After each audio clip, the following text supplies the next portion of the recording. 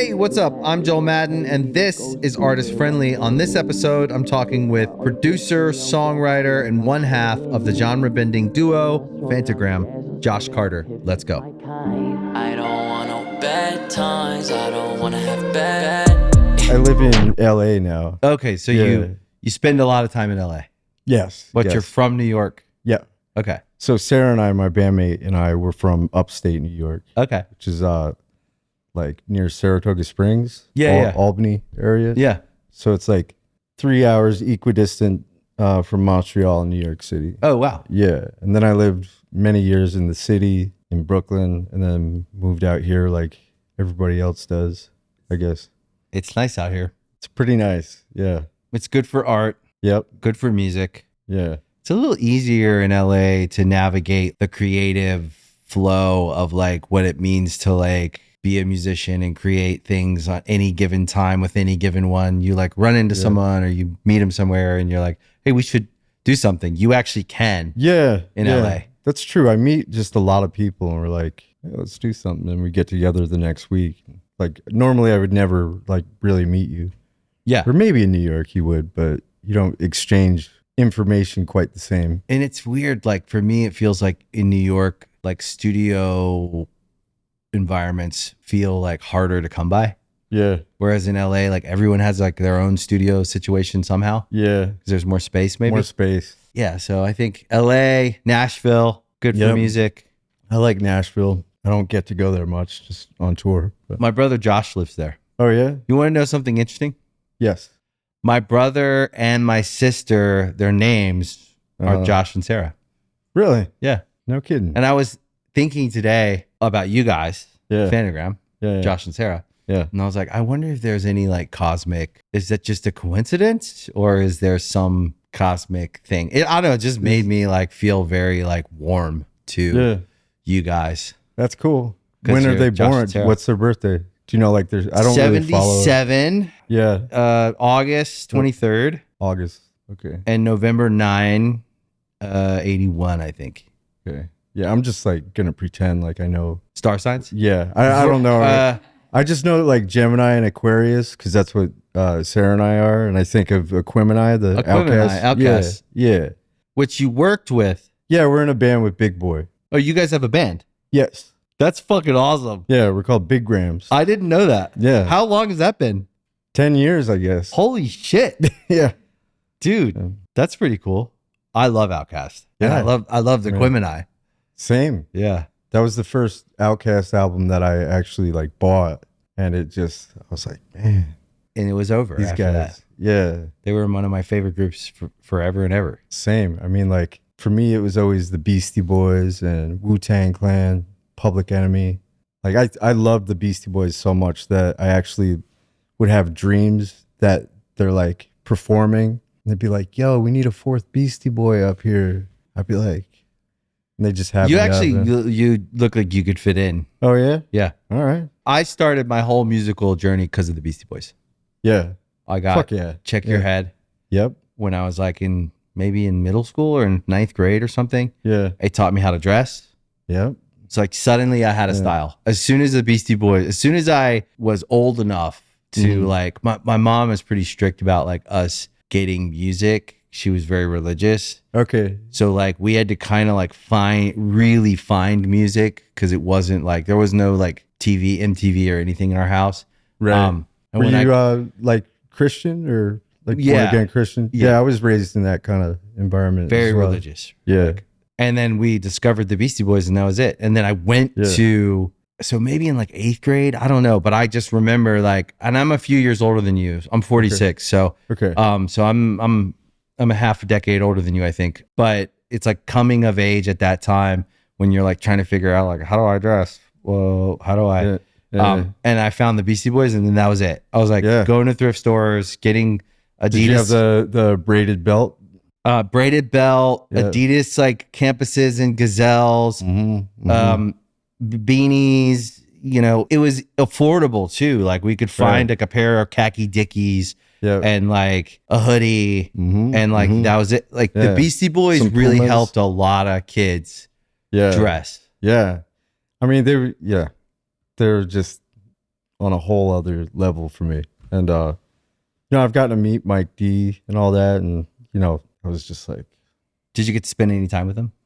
yeah, he interviewed me. Oh wow, Which was pretty cool. Yeah, that's cool. He seems cool. Yeah, it's very nice. But I'm like, I'm with a Beastie Boy right And then I went to the Ill Communications tour. Oh, and they had the Roots opening and really? John Spencer's Blues Explosion Okay. opening. Okay. And that was the next day we started our band. Nice. 1995. Really?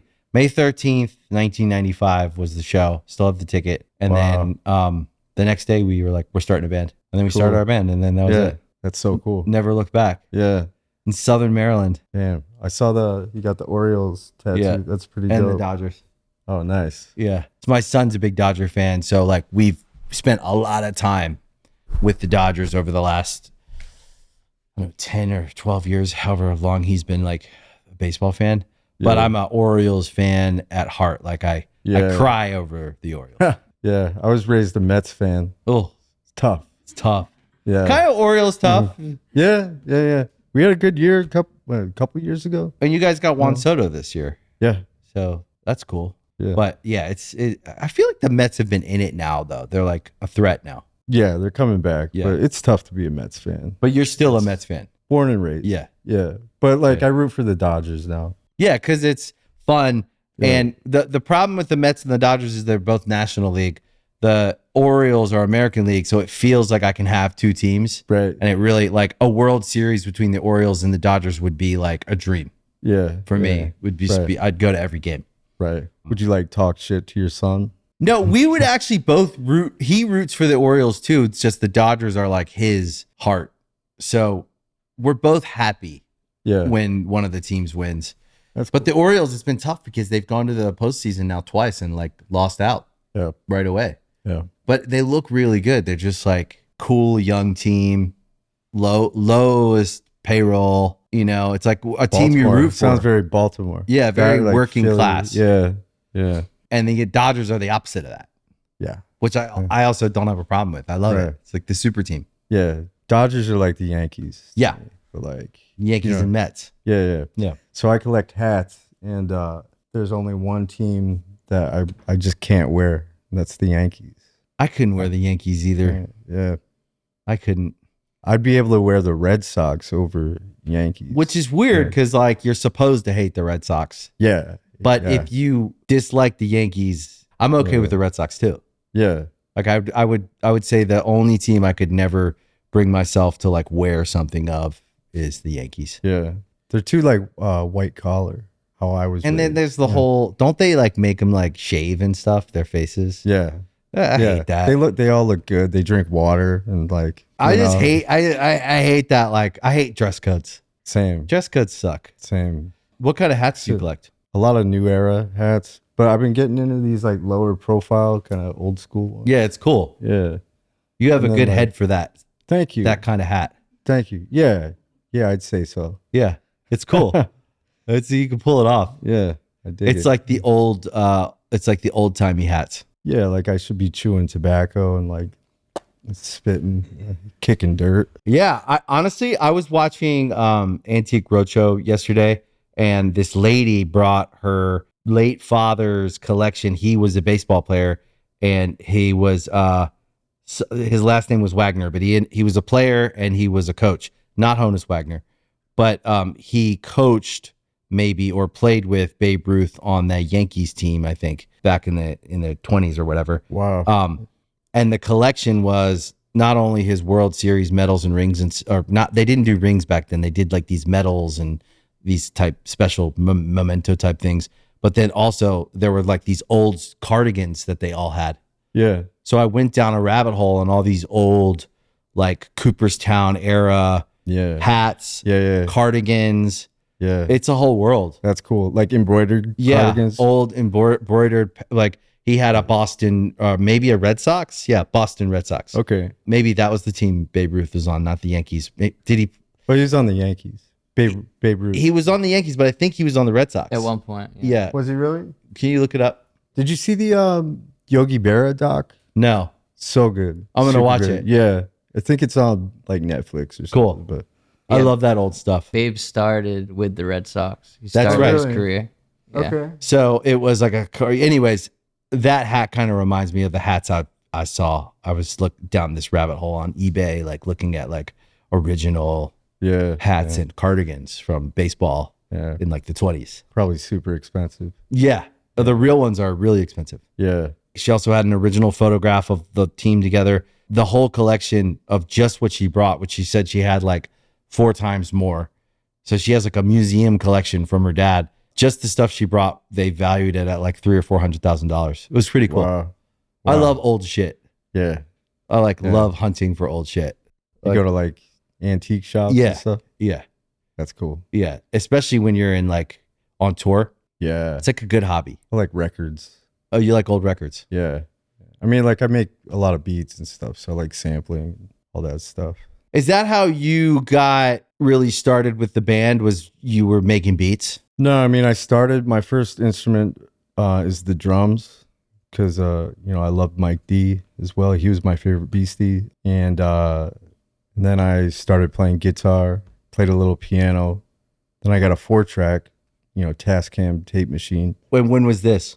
my early 20s, and just became obsessed with sound and texture and stuff. And then a buddy of mine was making beats, and he showed me like he had like a Doctor sample and stuff, and like I just got really into making beats. I would make my own loops playing the drums with one of those green line 6 pedals. Do you know what I'm talking about?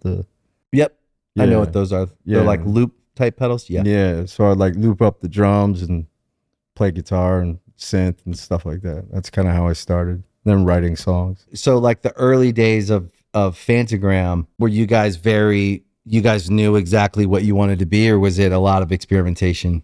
Yeah, like I had a blueprint for what we wanted, it was just my solo stuff, and it was kind of like I was experimenting a lot, and which I still do. I work on thought experiments, and I do sound journals often. Oh, wow. And I did sound journals for years. What's a sound journal? So a sound journal would be like I would record something every day, whether it's like a short song that I wrote, or if I have no real inspiration, it could just be me like saying weird shit through a tape echo machine, like whatever. That's a cool concept. Yeah. Never heard of that. So instead of like, writing in a journal, I would make sound journals. So that's what I called them. Yeah. Wait, so you're asking what, like, how we started? Yeah. Yeah, so I guess like the early years of a band where we could say like the garage, you could say we're there for 3 years or 4 years or 5 years until we become like this working band where we're not Yeah. in the garage anymore. We're Yeah. just working. The development, I think those are like these critical years of development. Some people maybe, it's weird how it works because sometimes you could say we weren't there long enough. We weren't in the garage long enough. We got we got the opportunity too fast. Yeah. I don't know if we were or we weren't. I don't know how I feel about that with us because I do feel like we had to kind of grow up in front of everyone the first 2 records, and like Yeah. that can be a little uncomfortable. But I mean, did you guys like how long did it take for you guys to sign a record deal? 4 years, we were 16 when we started. Yeah. Probably signed our first deal when we were 20. Okay. And you guys were touring a lot or like playing locally? Yeah, or- locally we had started, out of the garage, Mhm. playing wherever we could locally, and then it kind of started to spread out regionally. Yeah. And then that was yeah. like a good few years. Nice. And then when in 99, we got our deal, our first record deal, made our first record. It came out in 2000. We got opportunities to actually like tour nationally and then Sweet. worldwide. Yeah. And could I say like, we were ready? Looking back, would I say we were ready musically and sonically and as a band? yeah. I don't know if we were. You just, yeah. at that point, you're just going forward trying to. You just got to jump in. Yeah.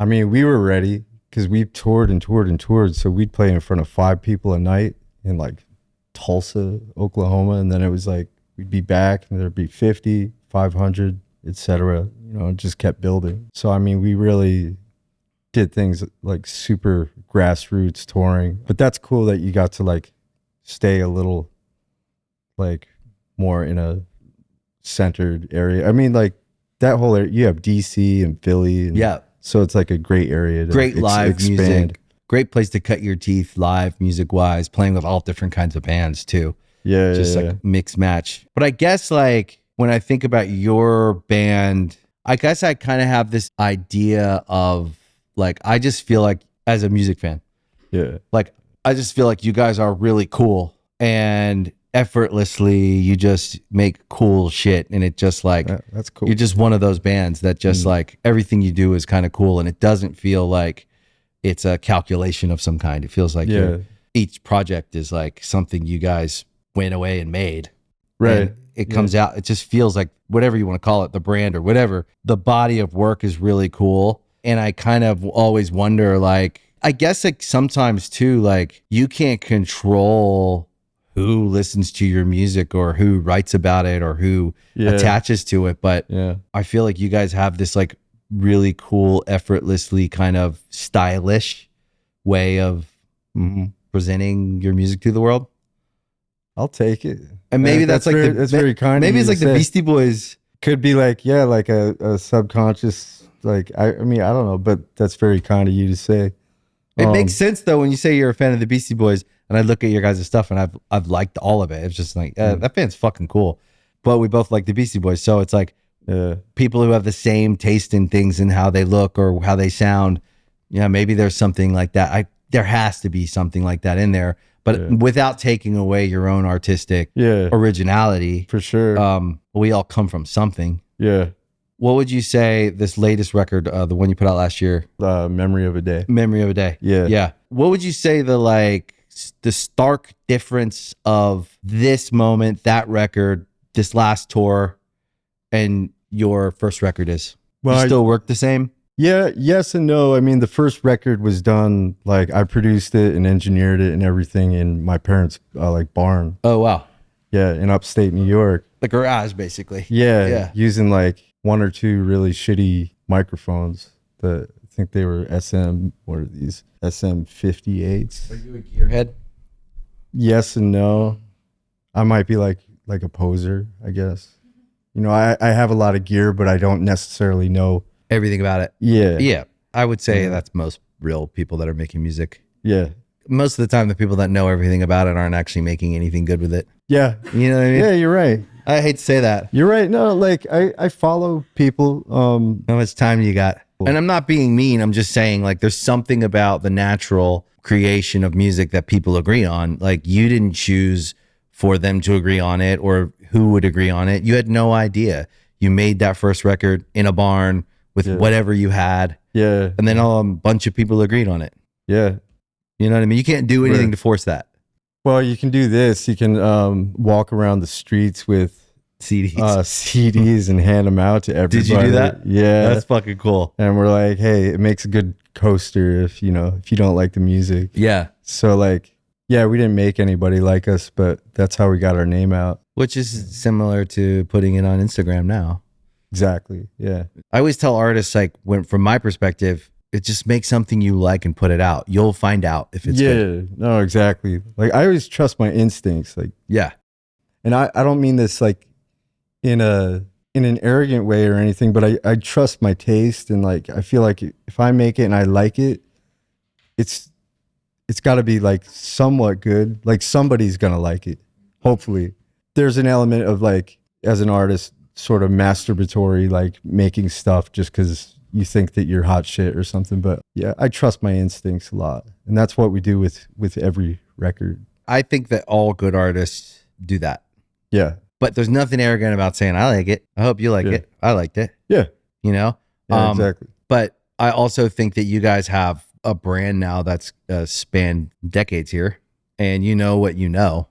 Mm-hmm. And especially at like it's funny because I don't know why, but I thought when I hit 40, I would be too old to like play rock and roll, or yeah. I don't know why in my 20s, and I was 22 or 23, I was like, I don't know how long I'm going to do this because yeah. And then when I hit my 40s, I was like, I actually think I'm better, like all the way around, than I've ever been. Not only just playing, but like knowing how to write a song, or. But I also found I care less about how it does.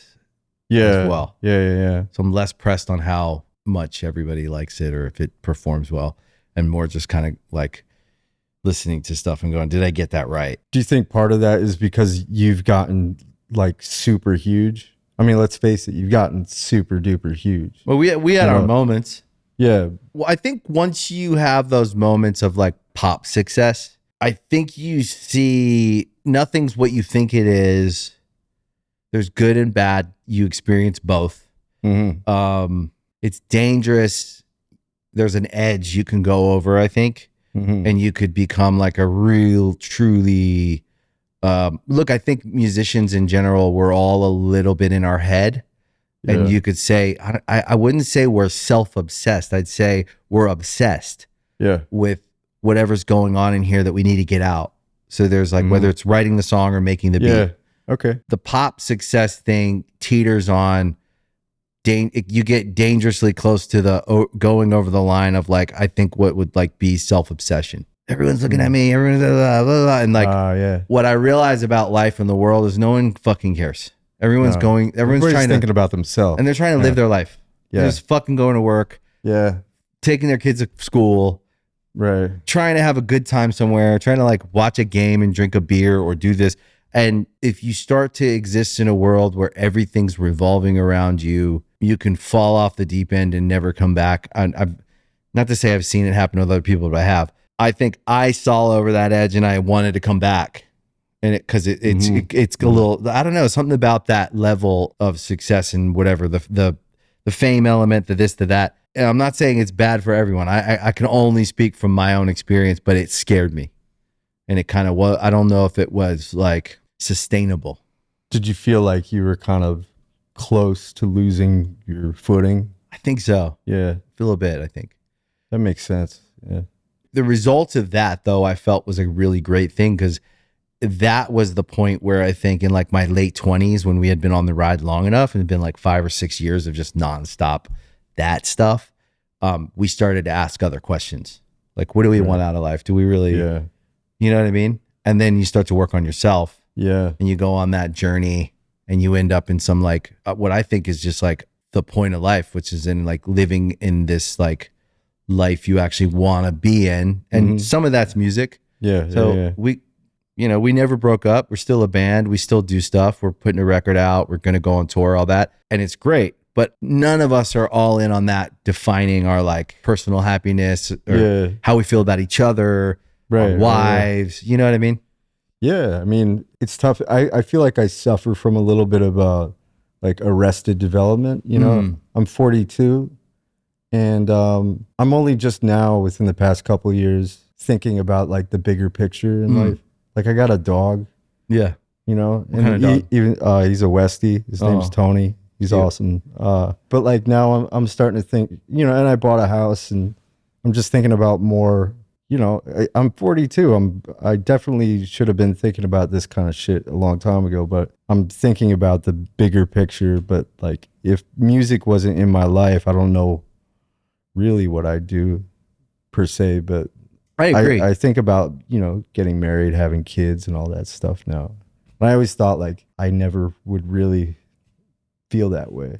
I kind of felt that way though when I was younger. And it kind of just happened to me. I wouldn't say that I had a plan. But I would say, I think you're at the right age. Yeah. I think it's the perfect age. Yeah. Yeah, I think that it's got to be like almost like your band. It's got to be a perfect marriage. You got to find that match. Yeah, and that's a feeling. It's like, but I don't think you're late. I think any earlier, you may not. You get to experience the joy of wanting something, and then when you finally get it, how many times in life do you get to do that? Not often. I mean, I feel lucky that I do what I do. Yeah, you know, you already got to do that once with the band. Yeah, and to have success with a band is very hard. Yeah, they say it's like you're more likely to get struck by lightning to do anything with a band. You're more likely to be an astronaut. Yeah. Shit. Think about that. One of the hardest jobs in the world. Everyone goes, oh, an astronaut. Or what did you want to be when you grew up? Truthfully? Yeah. Well, you know. An astronaut? No, a baseball player. Okay. Yeah. Full circle. Yeah. And then I found music. Nice. High school was very hard. And I played baseball. I was a good baseball player, but I didn't have any support. It was really hard to like go to school and work a job because we were always working to help my mom And so high school was so hard because I had to work this like shitty job Yeah. as many hours as I could a week, and then go to school because I had to do it too. And then when I found music, it was the first relief that I had. I was like 15 when I really dove into music and felt like escape. Yeah. And then it also kind of gave us, it felt like it was possible. Like we saw it and we were like, oh, we could do that. And it was the real first time in my life where I thought I could do something like great. Yeah. Felt possible. That's awesome. I feel like it saved me. You know, a career in music is, everyone talks about all the rejection, but for me, it's experiencing all these firsts over and over again. Like you're aspiring to like do this or do that, or, you know, with each little victory, it feels like you're experiencing something you really wanted. I still feel that way. Yeah. Same. It's like everything is, what would you call it? Like a touchstone. Yeah. You know what I mean? Yeah. There's not a lot of those in life. If you think about like, I actually think everyone should aspire to have those kinds of moments, whatever they are. If it's a job you want, or like a level of fitness you want, or a relationship you want. Some people, it's their art, it's music. It's like, I want to be a rock star, or I want to be an actress, or I want to be a painter or whatever. It's hard in art to make it. You know that. Yeah. It's hard to stay. Yeah. Right? Like you're sitting here at 42. The odds were that you wouldn't be. The odds were that you would have a record or two, and like that's the actual like odds. Yeah. So to stay through generations is a very hard thing to do as an artist. Right. Which I'm very grateful for.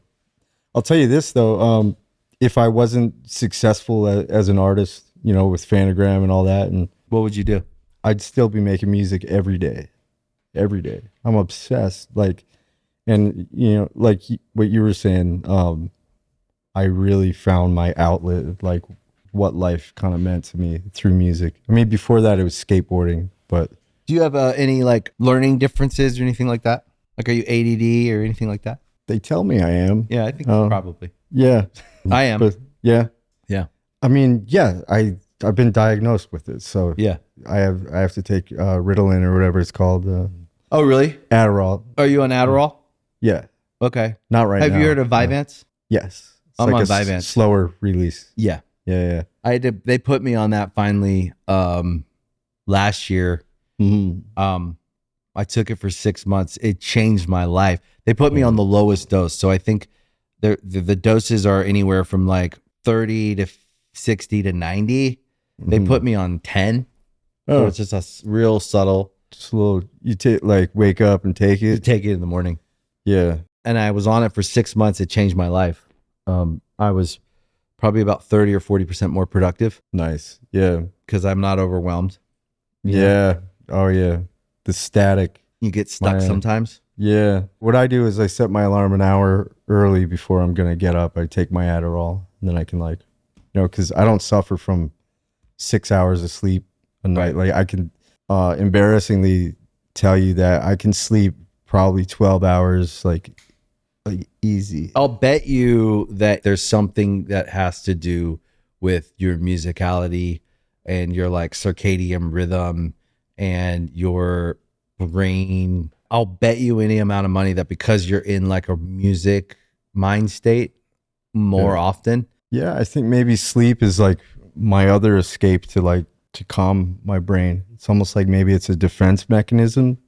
I've always been able to relate to John Lennon when he talked about sleep a lot. Like, you know, the song I'm Only Sleeping and stuff like that. I feel like he and I would have a lot of similarities as far as that goes. Or like maybe it's an anxiety thing. Like I just like when I don't want to deal with the world, I take comfort in sleep because. Do you have anxiety too? I mean, I do. I've struggled with it my whole life, but got it. I think I got it to a really good place about 10 years ago. Yeah. Which has been great. I know when my ADD is spiked and my anxiety is spiked, I've gotten pretty good at going like, whoa, I'm super anxious and I'm super distracted.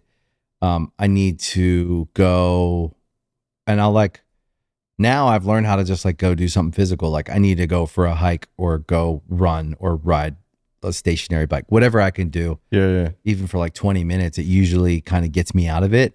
But it took me a long time to learn how to drive that thing. Yeah. I just started seeing a personal trainer, so I'm trying to like get fit again and like great. get my, because I know like exercise makes a huge difference. Huge. And, like I didn't start getting anxiety till later in life. You know, I wasn't an anxious kid or anything like that. Oh, wow. Yeah. How old were you when it started showing up? Like early 30s. And I just woke up one day having a panic attack. I was like, what is this? Like, am I having a heart attack? What's going on here? I know that. Bizarre, because I never felt anything like that. What do you think before. it was? I don't know. I really don't know. It could have been like, you know, heavy drinking or something. You know how you get like anxiety or something like that.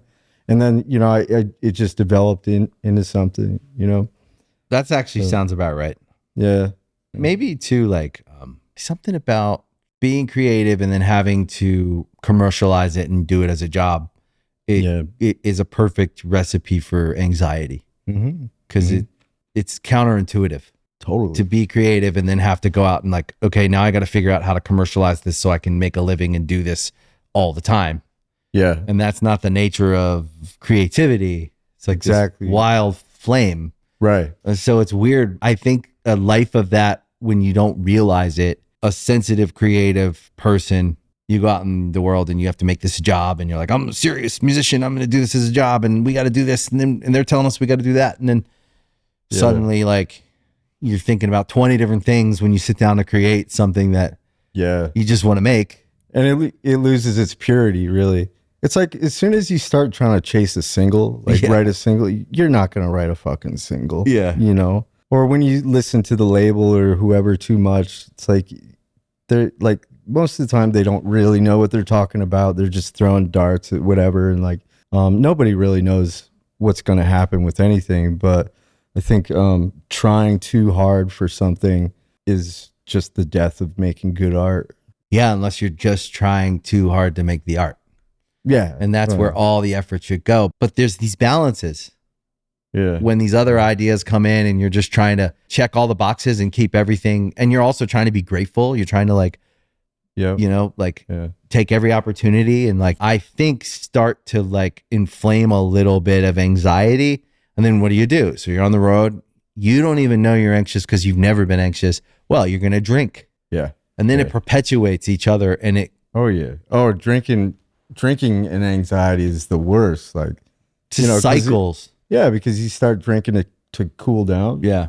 And then it causes anxiety. It causes your cortisol to go up. And, you know, I think Andrew Huberman would have more to say about this than me. I like Huberman. Me too. Yeah. Me I too. listen a lot. He's good. Same. I listen on all the key health stuff. Yeah. I'm like, when I listen, I'm like, okay, I'm doing this wrong, doing this wrong, doing this wrong. He's like, get up early and get in the sun and put your feet in the grass. I'm like, I've yet to really be able to get that part of the day right.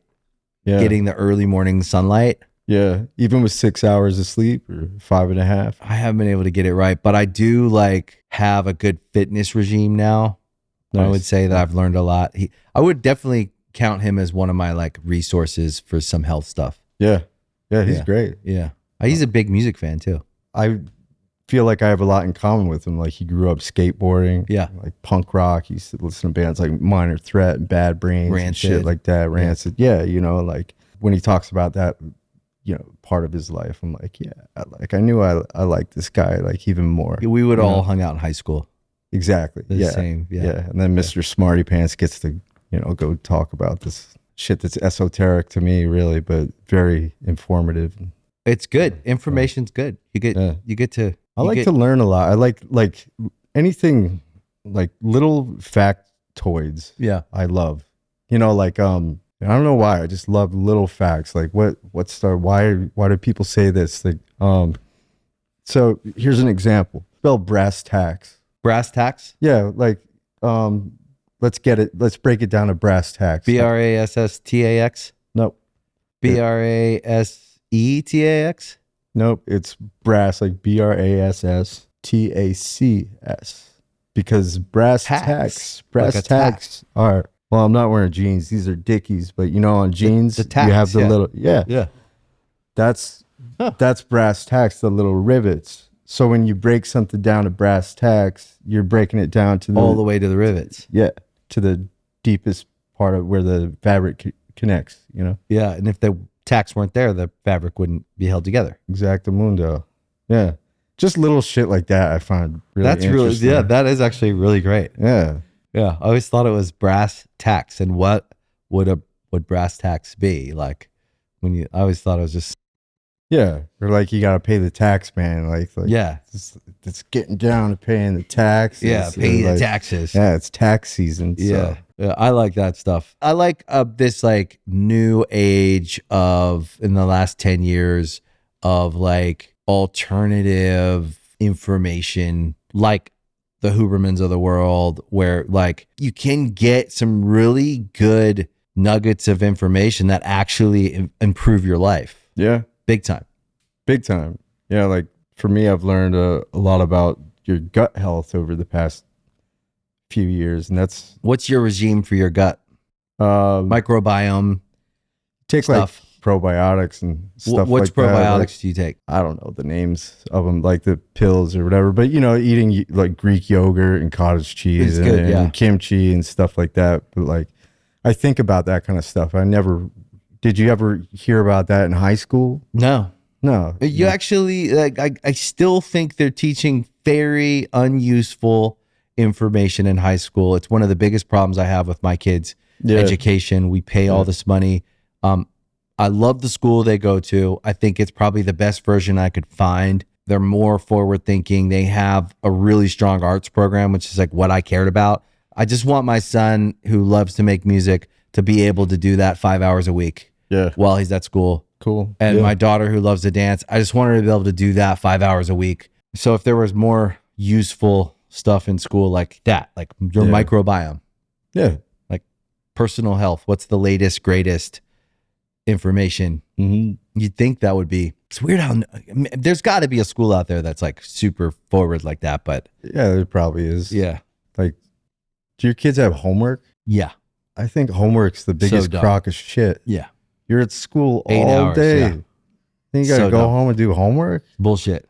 You don't do that in real life. You try not to. I mean, I'll be at the studio all day and then go to my home studio and work all night. But Yeah, but it's a video game you're playing and you just want to get to the next level. That's how it feels, right? yeah, I mean, with that, but like, you know, you don't go to, the average person doesn't go to work and then crunch numbers at the end of the day or whatever, the accountant, you know, you go home, relax, have dinner with your wife or whatever, glass of wine. Yeah. Like, I think that people will work 24/7 on shit they're excited about, and that's great. And then knowing where you should turn off and recharge, you learn that. But yeah, I'm probably like any parents listening, I'm saying this like you don't have to agree with me. I don't care about school. I just want my kids to be socially, I want them to have emotional intelligence. I want them to be socially intelligent. I want them to so I think it's really for that, it's key. It's like being in the world with people. You got to learn how to do it because you're going to be with all these different kinds of people. You're not always going to agree. Totally. That's why they say Sesame Street was a very important show. Yeah. Because you had more diverse people and but more real characters. Like you had Oscar the Grouch, lived in a fucking garbage can, just grouchy ass guy. But you gotta deal with him. Yeah. You know, like It's really smart. yeah, you had the Cookie Monster. Yeah, you're right. You know, like this crazy guy like needs cookies all the time. Yeah. Bert and Ernie, what were they doing? We don't know. We don't know. But like they were having a good time. And they were important. yeah. And Big Bird. Big Don't Bird. forget Big Bird. Yeah. Snuffleupagus. Snuffleupagus. Come on, man. Swear to God. So Becky, Sarah's sister, she passed away. But she had this story about watching Sesame Street, and she swears to God, she swore on the Bible that there was an episode where Big Bird was trying to get on a horse, but couldn't really get on it, and ended up getting on the horse backwards. And she heard Big Bird say, "God damn it!" Like, I believe it. Yeah, It slipped, and like, it slipped through the yeah, cracks. it's like, God damn it! That's the funny thing is all the people making these kid shows are just fucking adults. Yeah. Going out on a smoke break in between shots. Right. You know what I mean? Yeah. No, exactly. You're just like living their fucking lives going like, God damn it, this not getting paid enough. You know what I mean? Yeah. The corporate machine. I mean, Jim Henson must have been awesome though. I mean, Yeah. I love the Dark Crystal. Yeah. Dark Crystal. One of the greats. Labyrinth with Frank Oz. I mean, you can't wave a stick at that. You know, he was like listening to music and tripping on acid or smoking weed or doing something. I don't know. Oh yeah. I feel like he had to be. My bandmate Sarah, what she wanted to be when she grew up was a puppeteer. Oh wow. Yeah. When's the next tour? Well, we do one-offs until one-offs here and there until August, and then we tour with the Deftones in August, and then we do our own headline dates for another, I think, like 10 shows or something, and then little chunk of time off and run in Florida, because Florida gets really pissed off if you don't get there, and often bands kind of skip Florida. over it. It's hot. Yeah, but I like playing in Florida because it's fun playing in cities where people are a little deprived of what they need more of. Yeah. So they get really excited. Are you looking forward to the Deftones? Oh yeah. Yeah. Yeah. I love the Deftones. Same. So great. It's such a great tour. Yeah. I got Around the Fur when I listened to it on the school bus. A buddy of mine had it. Yeah, I would say that was a 11th grade. life-changing album, a critical album for a lot of people. Oh yeah. Then White Pony, I got to do a remix for the new White Pony Black Stallion thing that they put out recently. I feel like Deftones, it's not that they didn't get their flowers or their due, but I feel like they finally are now.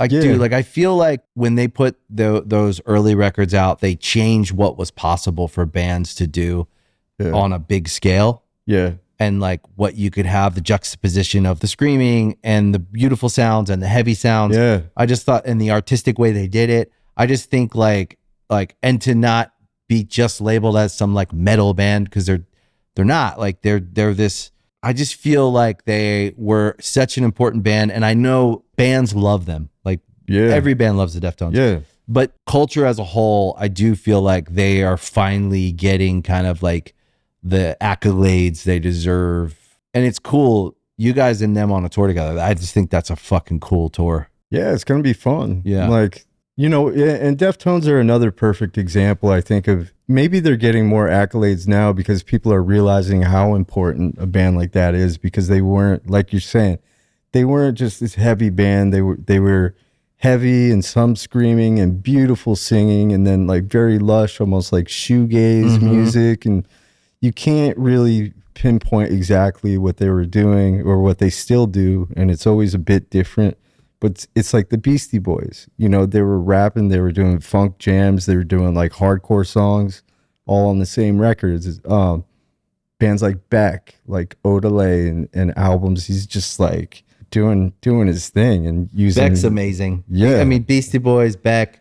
They all have that juxtaposition, and that was a huge influence on, the Phantogram sound, is just seeing what can work. I could hear that. Yeah, I never thought about that. And it's kind of weird, interesting too, like born in the 90s. Music that was like those bands coming out in the 90s. The 90s was such a wild time for creative expression, and also like what could be big in its own. Because back then genres were really divided and categorized and separated. So like you could be big in alternative rock, but a bunch of people still couldn't know who you are, and you're a huge band. You're playing like, I don't know if that exists. It still exists a little bit today, but I feel like in the 90s, it was just like originality was real. Like it was real. Yeah. It was more celebrated. It was like, it was the weirder, the better. Yeah. Like you could have bands like, again, like the Beastie Boys and Beck, and then, you had Nirvana, which were a fucking excellent band, obviously. But then you even had bands, and the Smashing Pumpkins, forget about it, like Siamese Dream. One of the greatest of all time. But then you had bands like Presidents of the United States of America. I just thought of that. Like that's crazy you said that. I just thought of like, she's love, she's love, she's in my head. Yeah. You had all these great little like, or like and Cake. the drummer played his cymbal was a little splash cymbal. Yeah. In that band. It's like, what? Who does that? Or the bass Cake. player, Cake. Not a Surf. Not a Surf. Love those guys. Love Cake. Oh, remember, I love this band. I don't know why it's on the tip of my tongue. You remember that song? Wait, make up your mind. Oh yeah, Toadies. Toadies. Fucking, I love the Toadies. Yeah. I wore that record out. Yeah, I never owned the record, but I like that song. I wore that record out. Yeah, it was so good. You should actually go and listen to the record. Okay, the whole record. It's good. I will. It's just a little gem of a record. Yeah. I don't know why, or maybe it was just that time in my life, and I could buy a record, and I bought it. But I still have like affection for that record. That's awesome. The 90s was like never again, I think. I hope it goes back to it. I mean, I really think there's a lot of copycat music these days with all kinds of genres. And, there's a lot of originality out there too. But what I mean is about the celebration of weird original shit. Like different thoughts. But, talking about the 90s and like our shared kind of like love for those records that I think were in our probably what we would say is our developmental years of discovery, right? Yeah. Like what our idea of music even is. It makes a lot of sense when I listen to Phantogram. The picture comes together for me. It's cool. Cool. Yeah. It makes a lot of sense. Because you guys have a unique, original. Yeah, it's like you exist in your own little like lane. Is that? I don't know if that's weird to say. It's not weird because we fit. I mean, like where do you fit if you try to? Well, that's the thing is we don't fit, but we do fit because like we can go on tour with a band like Deftones. Yeah, that's it. And Arcade Fire, you know, and Muse, and we could probably tour with Run the Jewels, or like you could actually tour with anyone. There's weird. Yeah, it's cool. But then also like what is the two of you is interesting because it feels again like in the 90s bands were just different. Like Local H, remember them? They just had like remember the name. Oh dude, there was no bass player. So it was a drummer and a singer, and he had like a bass guitar pedal. Oh, cool. Like an octave fuzz or something. Yeah, so like but all the bands just had these weird, funky. And it was a two-piece band. It was a two-piece band. No kidding. What was H, you think? I always thought like hospital. Local H? Local hospital or something? I don't know what H stands for. Helicopter pad? Hookah bar? Yeah. Hotel? Hostel? Yeah, Local H. Hamburger I liked stand. them. That record was good too. I thought that record was good. Yeah. I used to just devour records. Yeah. In the 90s, like. Oh, same, man. Like, I had so many CDs, those booklets. Yeah. And I worked in a coffee shop for a while, and the owner was really cool. He'd let us play our own music.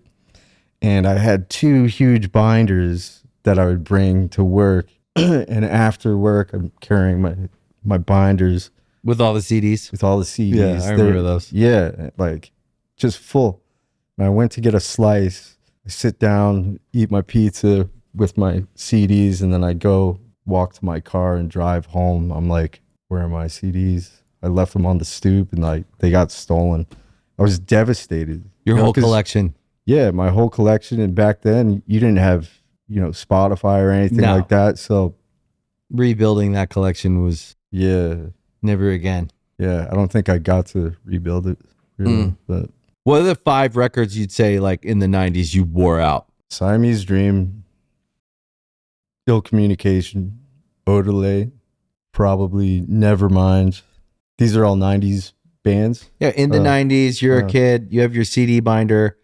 The 5 you would say you just wore the fuck out. I mean, and probably Deftones, probably Around the Fur. Yeah. Yeah. Those all make the list for me. Yeah. I would probably say it was like I probably named like 20 that I just like, even like Out Come the Wolves by Rancid. I just wore that fuck out of that record. I had that on tape. That and a Bad Religion tape. Stranger Than Fiction. Stranger Than Fiction. Yeah. Yeah. Bought them on the same day. Yeah. Changing the Fiction, Out Come the Wolves. I loved all the green. I loved Weezer. Pinkerton, I just played the shit out That's of so Pinkerton. good. It's so underrated. Yeah. The ones with Matt Sharp on bass, I think, are the cooler records. And I no saw- disrespect to the new bass player, but I saw Pinkerton at the 930 Club in DC, and I Sick. think Beck opened. really, I think so. Maybe No or kidding. maybe no. Maybe I saw Beck on his own tour. I want to say maybe Beck was on his own tour, but I saw Weezer at the 930 Club. I saw Beck at the 930 Club. Whether it was the same show, it all bleeds together. Who else did I see there? I saw Rage Against the Machine there, the Battle of Los Angeles tour when they were only doing like I don't know how many shows they did. what's your favorite Rage album? By the first way, one. 930 Club is awesome. 930 Club is great. Cupcakes and everything, the food. Yeah, locally people love it, but they also like it's a nice place to play a show. Yeah. The staff there is amazing.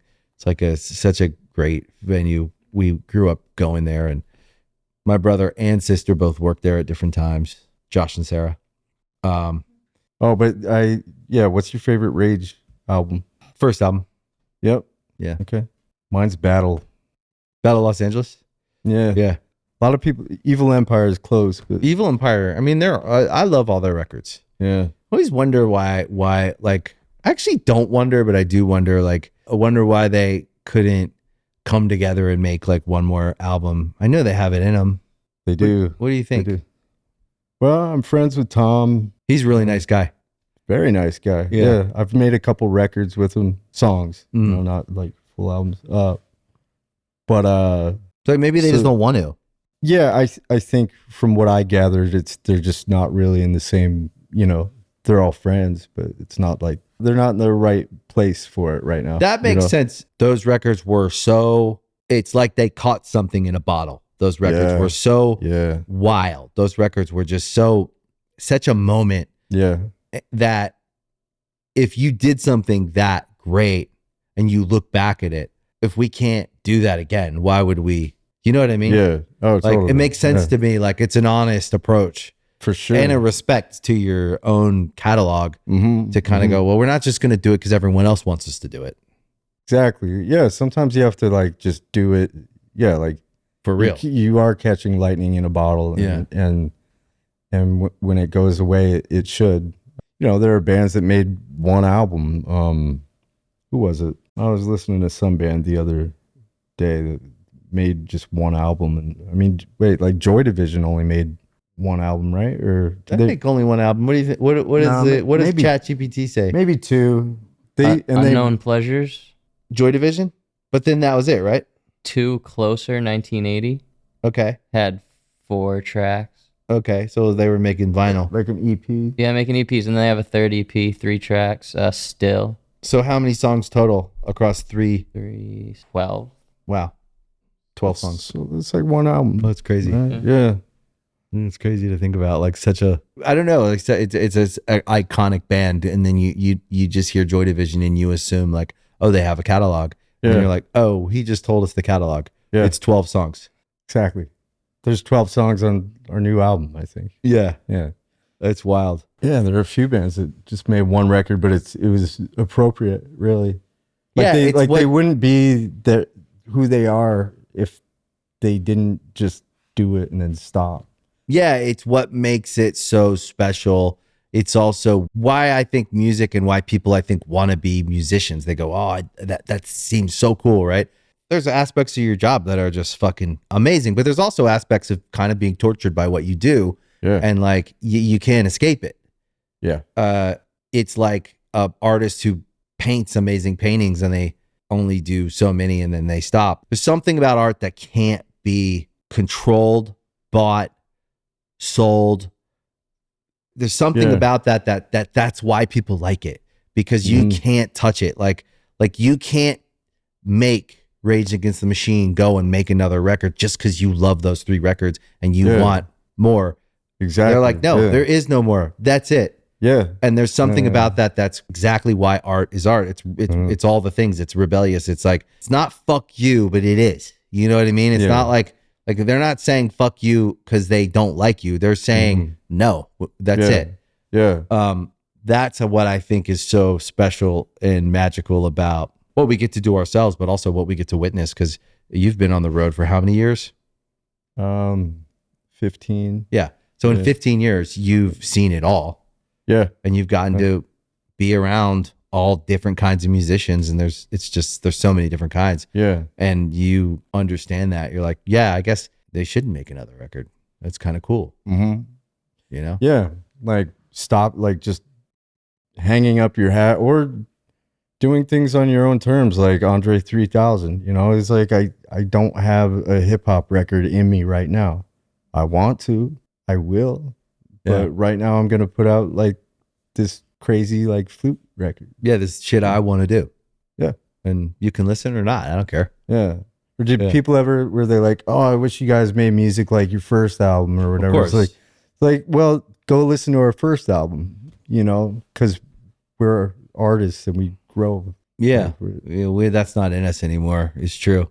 And in fact, we made a record that we loved. Me and my brother made this Madden Brothers record that was like, it wasn't that different. It was just a musically different than what we do.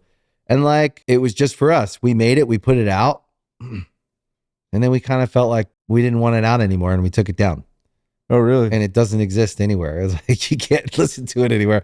But we still love that record. I don't know why. I'm like, should we put that out? We always talk about it every year. We're like, should we put that Madden Brothers record back out? It's been 10 years now.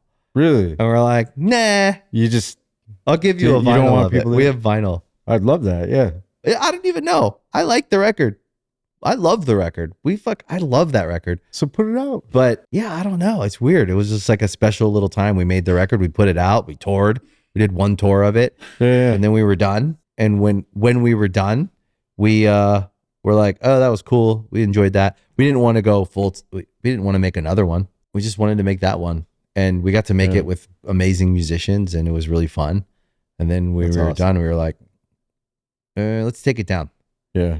So we bought the record back from the label. Okay. Took it down. Yeah. And now it just doesn't exist. It's scrubbed. Yeah, it's weird. Somebody on Reddit has it. Yeah, people have it. Yeah. People like it on Reddit. I loved this album. I wish it was on Spotify. I loved this album. Lots of great songs. Yeah, I mean, it's a record we cared about. I'm glad people like it. I don't know. That's weird with music. That's kind of how you have to think. I think you got to like keep some of it for yourself. Yeah. Sometimes.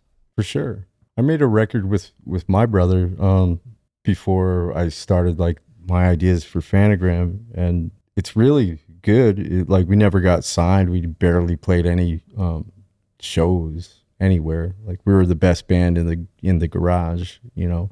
But I talk to him ever so often. I'm like, do you want to like try to put out that record somehow? And Yeah, like, why not?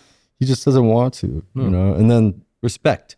Yeah, you got to respect it. But then I've asked him, I'm like, John, do you mind if Phantogram covers? Well, I mean, I wrote half the song basically with him. That'd be cool if you guys covered a song. Yeah, I would like to. But he wasn't even like keen on that idea. Really? So, yeah, I don't know. Why? He's very precious. That's cool. Well, then nobody's gonna hear it. I would just do it. Yeah, fuck it. Apologize later.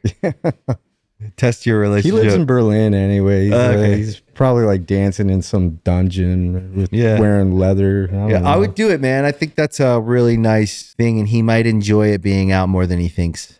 I think you're right. I think you probably have to make the executive decision there, being the music expert, and go, you know what? I'm going to cover it. We're going to cover it, and then we'll see how you feel. And then you might cover it, and then he might go, oh, that's not bad.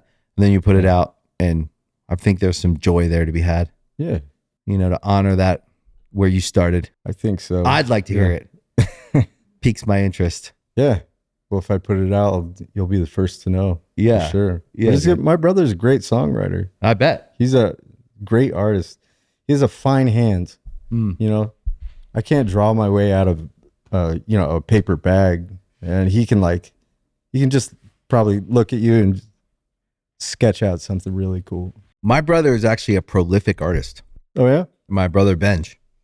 What's his medium? Paint, mixed media. He does paint and drawing. Cool. And really like does cool shit. Yeah. Everybody always wants to buy his paintings and none of them are for sale. He's never sold one. And he's got some sick paintings and like serious people. So he's like my brother. He just likes music is work. Yeah. And he work with all our stuff we do, all the music business stuff we do. that's work, and painting is just for joy. Yeah. And he makes these cool as fuck. In fact, he drew the album cover, which is the first, like probably a first for him to participate and bring that over to like the band in some way. But I was like, dude, you gotta make the album cover, because I have a bunch of his paintings hanging in my house, and people always are like, what the this painting's great. Where'd you get it? I'm like, oh, it's Bench. That's cool. It's cool. So he'll gift it to his brother. He'll give it to his friends. Yeah, he just like loves to paint. Nice. What would you say is the thing you admire the most about Sarah? So many things, but like her sense of humor. You know, the two of us laugh a lot, and like we've been best friends. We've known each other since we were this tall. Wow. We even dated for 6 years. Oh, wow. Yeah. It's cool you can continue in a relationship past a romantic experiment, right? Like maybe we should date, and then you obviously aren't together. Yeah. Like it's cool you could like have a relationship past that. That says a lot about you guys. For sure. Yeah. I think a lot of it is because we're kind of like family. We've been great friends forever. Right. Things didn't work out, and we were able to just keep it together because of that. But I think that's cool that you guys, Yeah. you know. So when you meet Sarah, she has a contagious laugh, and she's just, she's so fun and funny, you know, and like, she thinks I'm really funny, but I, like, as you may have even noticed, it takes me a little bit of time to warm up to people, you know, and just get comfortable. But we while out together a lot. Like, she's really funny and fun to hang out with, and she has a great fucking voice. Yeah, so, she does. You know, I sing on a bunch of our stuff, but she's, you know, been such a great bandmate to have. You know, she's super talented. Yeah, you guys are good partners. Yeah, I just think you're cool. I know the slow to warm up thing is actually, I think it's a strength. I think it gives you time to think and associate with things before you. I'm a nervous talker, so I'll just talk because I'm just like fill the space. Right. Yeah. I get quiet. Yeah, I think that's a strength. Yeah. What is it? My daughter's that way, and I'm always like, you're a fucking G, because you think and think and think and think, and then you like join the party. Yeah. And like you have information on everyone before you just go and tell everybody everything. I'm more someone to be like, hey, and just start talking. Well, I mean, I think you're a good interviewer, and a lot of you gotta like, especially me with being probably a more quiet guest, like it's your job to like keep the ball rolling. You know, I like it. I like a thoughtful person. And I think that also for this show, the conversations, like they have to feel different. Yeah. You know what I mean? Yeah. And I think, but it's so funny because I get to see behind the curtain. Obviously know your band, but I've never spent any time with you guys. So as a fan of your band, as someone who goes like, I fucking like that band. And then I meet the person and I go, I know why I like that band now. Because you get a sense of a person, and then you go back to their music and you're like, I know the music. I can feel the music more. That's one of my favorite things about this show is sitting with so many people. I think we're at like 120 or 30 episodes, and I just gotten to meet so many people. Some I knew, some I didn't. It changes how I hear their music. Yeah. It's really cool. Yeah.